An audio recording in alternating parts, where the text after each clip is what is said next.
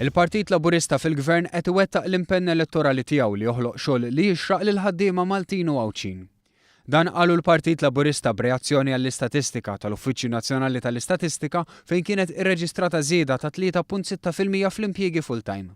Dan huwa d-doppju ta' dak li kien inħoloq minn gvern preċedenti. Il-Partit Laburista qal li għall-kontra ta' dak li kien qiegħed jingħad mill-kap tal-Oppożizzjoni Simon Busuttil, anke fil-Gżira Awċija kien hemm żieda fl-impjiegi darba u nofs aktar milli kien hemm f'5 snin sħaħ ta' gvern nazzjonalista. Minkejja dawn ir-riżultati konkreti, il-kampanja negattiva ta' Simon Busuttil baqgħet għaddejja.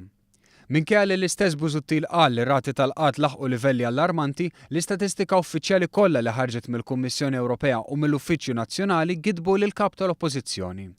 Il-Partit Laburista qal li ebda negattività ma tista' xejn ix-xejriet pożittivi li qed jiġu reġistrati f'pajjiżna fil-qasam tax-xogħol, filwaqt li l-Gvern jinsab kommess li jkompli jkabbar l-ekonomija b'rata maġla għaliex dan ifisser aktar impjiegi ta' kwalità li jagħtu dinjità u sodisfazzjon lil ħaddiema u kwalità ta' ħajja aħjar lill-familji. Il-Ministru tal-Finanzi Edward Cicluna laqab sodisfazzjon ukoll li r-rata ta' nisa fid-dinja tax-xogħol kompli tiżdied. Qal il-fatt li dan żdied fuq bażi full-time u part-time jindika riżultati ekonomiċi pożittivi. Il-Ministeru tal-Finanzi laqgħu wkoll b'sodisfazzjoni żieda ta' impjiegi li żdiedu fil-Gżira Awċija fejn kien hemm żieda reġistrata ta' 700 impjieg.